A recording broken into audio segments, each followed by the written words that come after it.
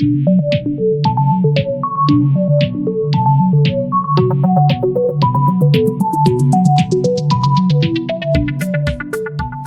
sets us up to not quite a V back to back, but we're a little bit opened up away from our partner.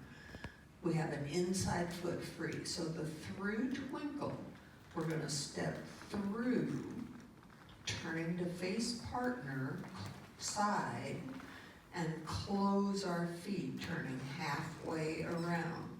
But you wanna make sure that when you do that, that you have a little bit of a forward body poise. You're ready to go forward. Don't be stepping behind your body on that last step. So you wanna have a forward body poise for that through twinkle. Through, turn, close. So I'm ready to go forward after that through twinkle. So through twinkle twice, through, turn, close, through, turn, close. And then balance forward and back. Remember that forward is going to the man, back is going to the man. So as he's going forward, the ladies are going back. And as he goes back, the ladies are going forward. When you do a balance, it's 3-way changes. 1, 2, 3. You take a step in the direction of the cue, and then it's 2 marking time steps, basically, for a balance, okay? So if we're in open position, and we do a balance forward and back, it would be forward, 2, 3, back, 2, 3. Side, draw, touch. Okay. Now, if we do that kind of the same action, except rather than touching on the step, last step, closing our feet, we're going to take a side step, we're going to draw the feet together and close the feet. We're taking weight, so now we have that same foot free as we started with. So that is called a canter. Canter. This happens to be a side canter. Side, close. It gets all 3 beats. Side, draw, close. Canters can go to the side, they can go forward, and they can go back. Most commonly, they are to the side. However, every once in a while, somebody will get a wild hair and they'll put forward or backwards canters into a dance, and it just screws your brain up totally. So if we did a forward canter in closed position, he would be going forward, close, and he would have the same foot free as he had when he started. So if we do a regular canter, it's always, if it's not designated forward or back, it's a side canter. So canter, side, draw, close. Back canter, back, close. Forward canter.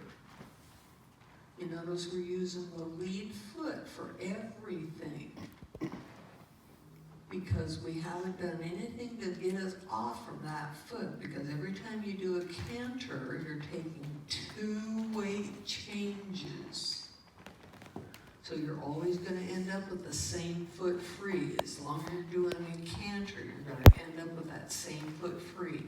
Okay? As well as on the end.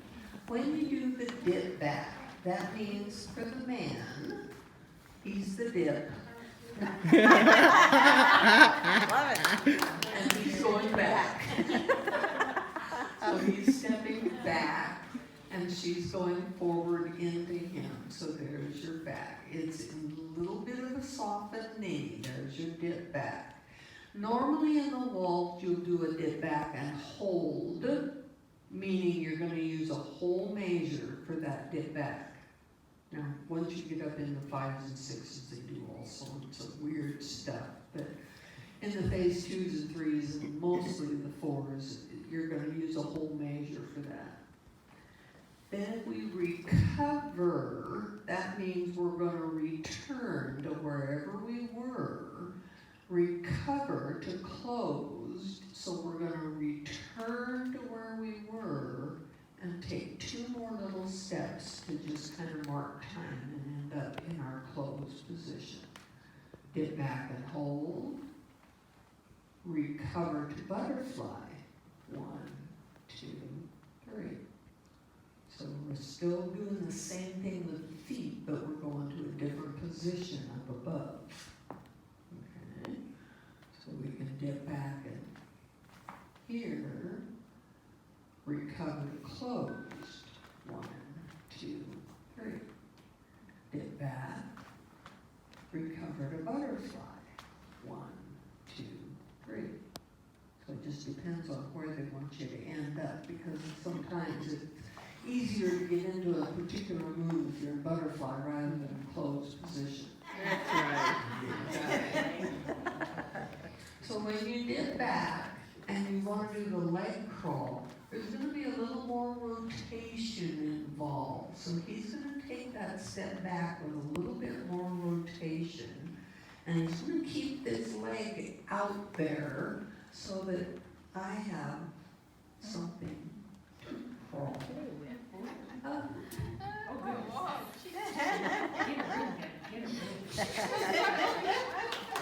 Guys, if you don't want that, you can get back and just bring your leg back. Yeah, brat. He pulls his leg back. I don't have anything to pull up. So, dip back and leg curl. That gets a little scary sometimes. All right, one of the other figures that we use a lot in phase 2 is a solo turn. Solo turn to a position. Okay. Solo turn to butterfly. Solo turn to close. The solo turn is the name of the figure, and then it ends in whatever position they want you to end it in. The solo turn is a 2-measure figure. Okay. It starts kind of like a waltz away, but you're going to overturn it. Because if we did a waltz away, it would be 1, 2, 3. But what we're going to do on our solo turn, we're going to do that waltz away action, but we're going to release hands and go all the way around the face reverse line and dance with that. So it's going to be 1, 2, 3. So there's our first measure of our solo turn. Now we have a trailing foot free, and we're both facing reverse line of dance, usually.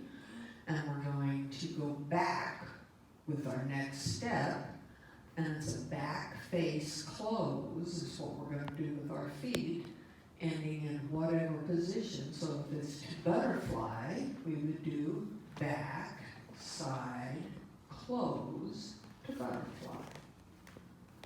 Solo turn to butterfly. 1, 2, 3, 4, 5, 6. 6 steps, 2 measures.